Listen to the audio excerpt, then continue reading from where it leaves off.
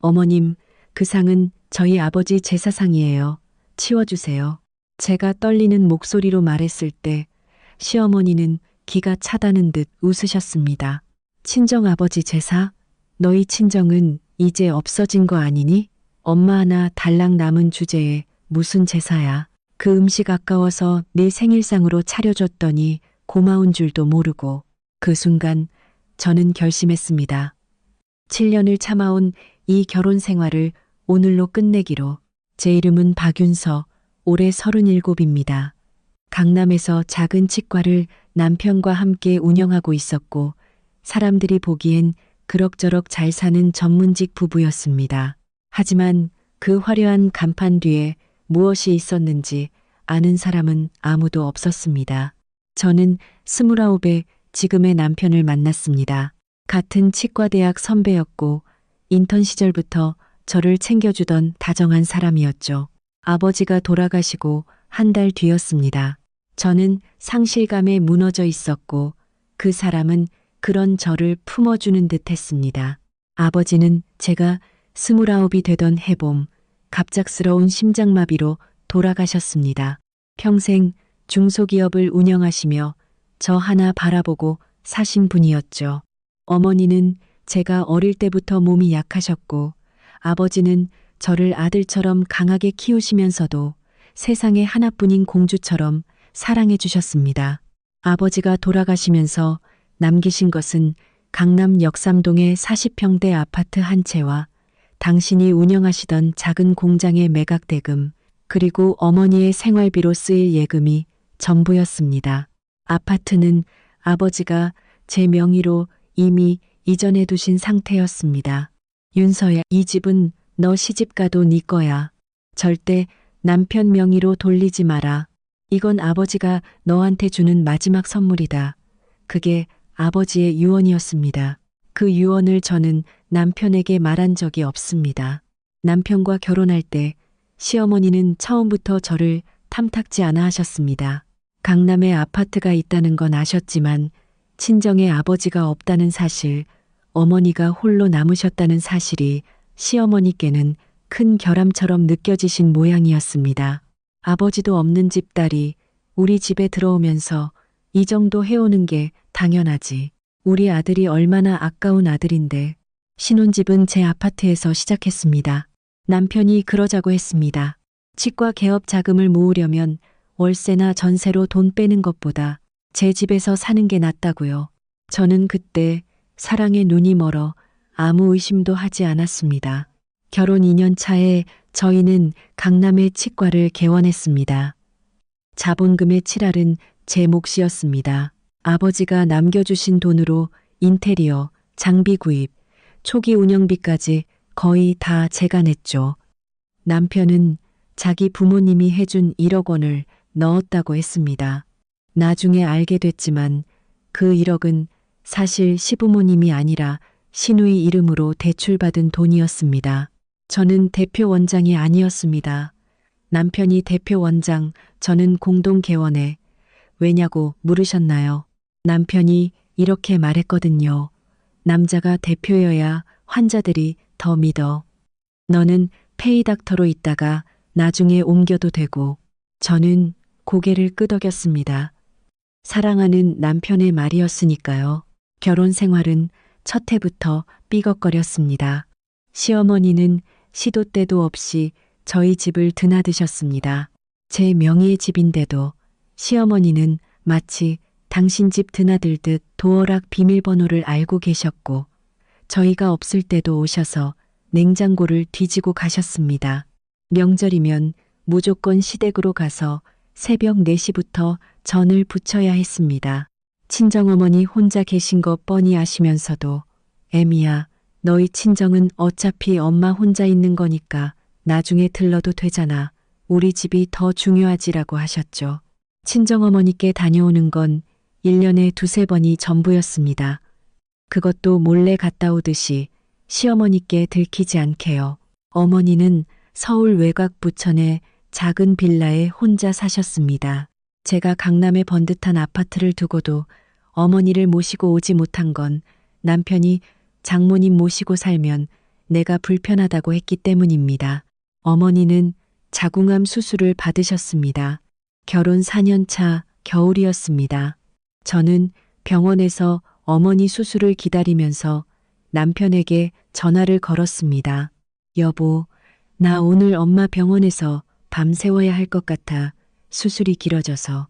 장모님은 괜찮으실 거야. 간병인 쓰면 되잖아.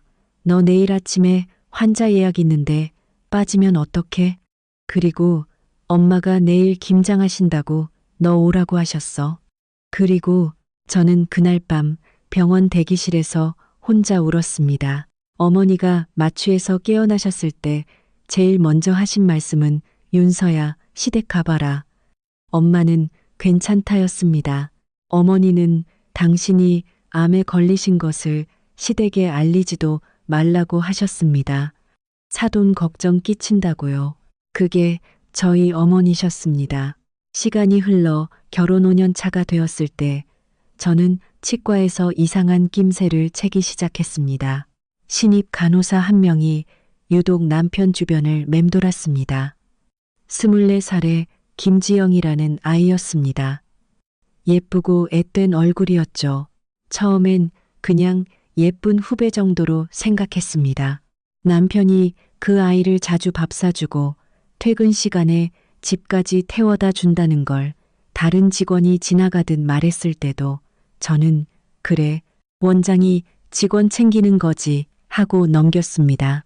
하지만 어느 날 남편의 와이셔츠에서 제 것이 아닌 향수 냄새가 났을 때, 그리고 남편의 휴대폰이 한밤중에 계속 진동할 때 저는 알았습니다. 하지만 확신은 없었고 증거도 없었죠. 저는 아무 말도 하지 않았습니다. 대신 조용히 제 몫의 치과 지분에 대한 서류를 정리하기 시작했습니다.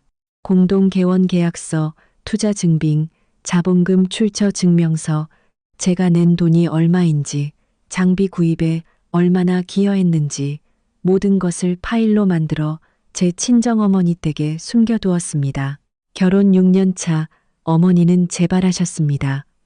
이번엔 간으로 전이가 왔습니다. 저는 더 이상 참을 수 없었습니다. 일주일간 부천 어머니 댁에 가서 어머니를 간병하기로 했죠. 남편에게는 이번만은 양보해달라고 부탁했습니다. 남편은 의외로 순순히 그래, 다녀와 했습니다. 지금 생각하면 그때 남편이 왜 그리 흔쾌했는지 알 것 같습니다. 어머니 집에서 일주일을 보내고 돌아온 날이었습니다. 그날은 바로 제 37번째 생일이었습니다. 강남 아파트 현관문 앞에 섰을 때 도어락이 낯설어 보였습니다. 언제 바뀐 것도 아닌데 이상하게 마음이 덜컥 내려앉았습니다. 비밀번호를 누르고 들어가니 집안에서는 이상한 냄새가 났습니다. 음식 냄새, 명절에나 나는 전 냄새였습니다. 거실에 들어서는 순간 저는 제 눈을 의심했습니다. 거실 한가운데 큰 교자상이 펼쳐져 있었고 그 위에는 온갖 전과 나물, 생선, 과일이 올려져 있었습니다. 그 상 위에는 하얀 생일 케이크가 올려져 있었고 케이크에는 윤서 생일 축하해 라는 글자가 적혀 있었습니다. 그리고 그 옆에는 하얀 국화꽃이 한 다발, 그리고 제가 친정 거실에 모셔둔 아버지의 영정사진이 놓여 있었습니다.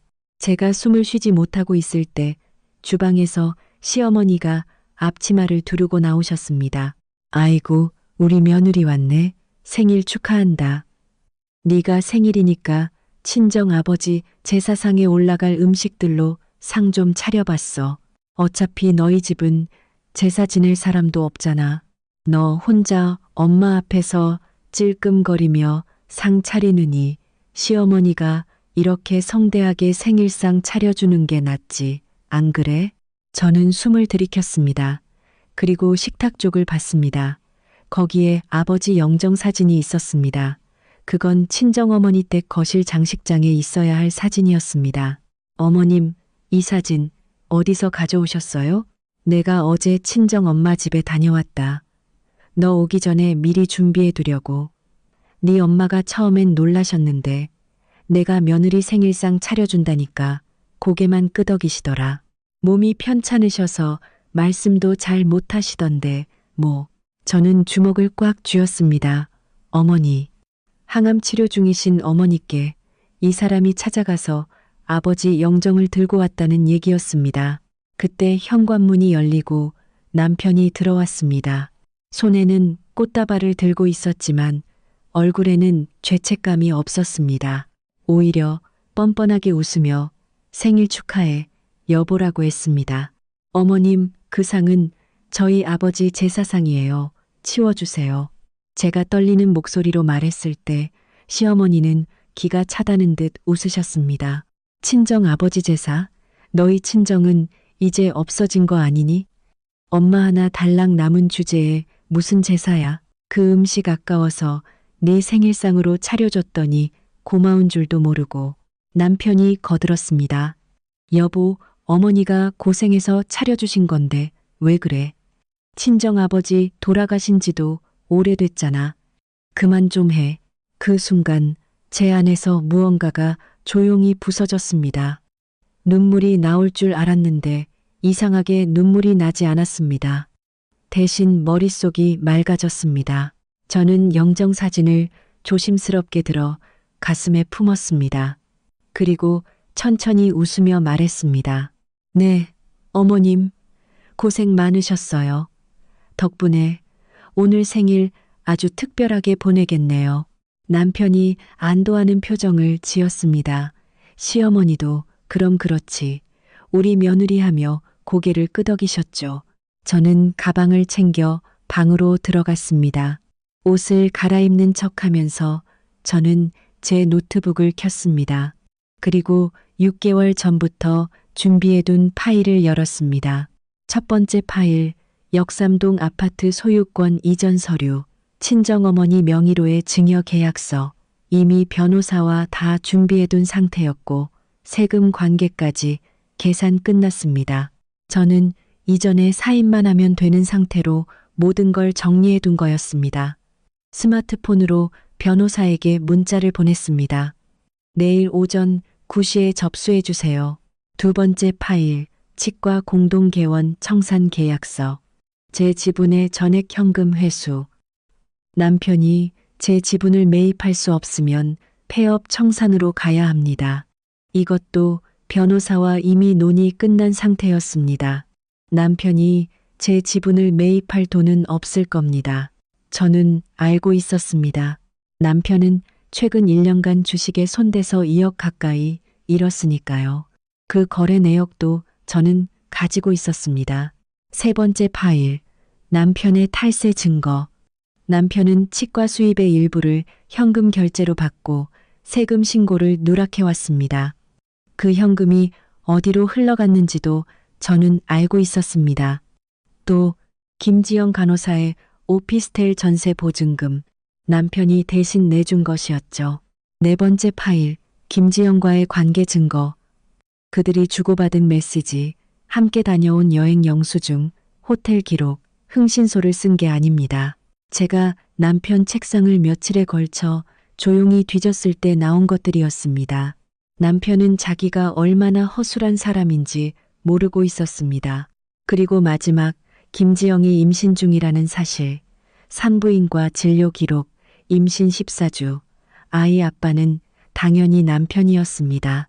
저는 방에서 천천히 나왔습니다. 남편과 시어머니는 상 앞에 앉아 저를 기다리고 있었습니다. 저는 활짝 웃으며 식탁 앞에 앉았고 생일 케이크에 촛불을 불었습니다. 어머님, 오늘 정말 감사해요. 이 생일 평생 못 잊을 것 같아요. 시어머니는 흐뭇하게 웃으셨습니다. 남편도 옆에서 제 어깨를 다독였습니다. 내가 며느리한테 잘해주고 싶어서 그랬어. 앞으로도 우리 화목하게 지내자. 네, 어머님. 그러려면 한 가지만 약속해 주세요. 뭔데? 이 집 앞으로 어머님이 마음대로 드나드시지 마세요. 제 집이잖아요. 시어머니의 표정이 굳었습니다. 남편이 끼어들었습니다. 여보, 지금 무슨 말을 하는 거야? 어머님이 서운하시잖아. 서운하실 일 없어요. 그냥 제 집에 대한 권리를 말씀드리는 거니까요. 어머님이 오늘 제 친정에 가셔서 아버지 영정을 가져오신 것처럼 앞으로는 제 집에도 제 허락 없이는 오지 마세요. 시어머니는 얼굴을 붉히며 자리에서 일어나셨습니다. 이 며느리 봐라. 어디서 시어머니한테 이런 말을 해? 네 남편 잘 만나서 이만큼 사는 줄이나 알아? 네가 뭐가 잘났다고? 저는 조용히 웃었습니다. 네, 어머님. 저는 제 남편 잘 만나서 이만큼 산 거 맞아요. 그래서 이제 제 자리로 돌아가려고요. 많이 늦었어요. 그 말의 의미를 그때 그들은 알지 못했습니다. 다음 날 아침 9시 변호사 사무실에서 역삼동 아파트의 소유권 이전 등기가 접수되었습니다. 어머니 명의로. 세금은 미리 준비해둔 금액에서 전액 납부되었습니다. 오전 10시 저는 치과에 출근해서 남편에게 서류 봉투 하나를 내밀었습니다. 이게 뭐야? 공동개원 청산 계약서예요. 제 지분 매입할 돈 있으시면 이번 주 안에 알려주세요. 없으시면 폐업 청산으로 갈 거고요. 남편의 얼굴이 하얗게 질렸습니다. 윤서야, 너 지금 제정신이야? 근돌 바퀴. 네, 아주 맑아요. 아, 그리고 이것도 드릴게요. 저는 두 번째 봉투를 내밀었습니다. 이혼 소송장이었습니다. 재산 분할 청구, 위자료 청구, 그리고 남편의 간통과 임신시킨 상대방에 대한 위자료까지 모두 포함된 서류였습니다. 이게 무슨, 말 안 해도 아시잖아요. 김지영 씨랑 언제부터 만나셨어요? 임신 14주면 거슬러 올라가면 대충 답 나오네요. 남편은 자리에 주저앉았습니다. 저는 다시 봉투 하나를 더 꺼냈습니다. 아, 그리고 이건 국세청에 오늘 오후에 제출할 자료예요. 지난 3년간 현금 결제분 누락 내역, 원장님 탈세 관련이에요. 김지영 씨 오피스텔 보증금 1억 5천만 원 어디서 나왔는지 제가 다 알고 있어요. 그 돈 출처 증명 못하시면 곤란하실 거예요. 남편이 무너지듯 제 팔을 붙잡았습니다. 윤서야, 제발 다 정리할게. 김지영이랑은 실수였어. 어머니도 내가 말씀드릴게. 제발 그것만은. 저는 그의 손을 천천히 떼어냈습니다. 이게 실수예요? 제 어머니가 항암 치료 받으시는 동안 다른 여자 임신시킨 게 실수? 제 아버지 제사상으로 제 생일상 차린 어머님을 막지 못한 게 실수? 7년 동안 제 돈으로 차린 이 치과에서 저를 페이닥터로 부린 게 실수? 남편은 아무 말도 하지 못했습니다. 그날 오후 저는 국세청에 남편의 탈세 자료를 제출했습니다. 김지영 간호사는 병원에서 해고되었고 소송장을 받은 날 남편에게 연락해서 나 어떻게 라고 울었다고 합니다. 그날 저녁 시어머니로부터 전화가 왔습니다. 애미야, 너 지금 뭐 하는 짓이야? 우리 아들을 국세청에 신고했다며 이혼한다고? 너 진짜 미쳤냐? 우리 집 다 무너뜨리려고 작정했어? 저는 담담하게 대답했습니다. 어머님이 제 친정 가셔서 제 아버지 영정 가져오셨을 때 그때 이미 결정된 일이에요. 저는 오늘 제 아버지 영정 다시 친정에 모셔다 드렸고요. 이제 저도 제 자리로 돌아갈 거예요. 너 2년 우리 아들 없으면 네가 어떻게 살 줄 알아? 어머님, 저는 제 아버지가 남겨주신 집과 제 돈으로 세운 치과와 제 어머니가 있는 사람이에요. 남편 없으면 못 사는 건 어머님 아드님이시지 제가 아니에요. 전화는 그렇게 끊겼습니다. 이혼 소송은 6개월이 걸렸습니다. 남편은 제 지분을 매입할 돈이 없어 치과는 폐업 청산되었고 저는 제가 낸 자본금과 장비 가치의 제 몫을 현금으로 돌려받았습니다. 남편은 국세청 조사 결과 추징금 2억 8천만 원과 가산세를 부과받았고 치과 의사 면허는 유지했지만 신용이 바닥이 되어 다른 병원 취업도 어려워졌습니다. 시어머니는 아들에게 기대고 살던 분이셨습니다. 시누이가 받은 대출 1억 원이 부도가 나면서 보증을 선 시어머니에게 모든 빚이 돌아왔습니다. 시어머니 명의의 집은 결국 경매로 넘어갔고 시어머니는 시누이 집으로 들어가셨다가 시누이 남편과 다투고 쫓겨나셨다고 합니다. 그 이후 어디서 지내시는지는 저도 모릅니다.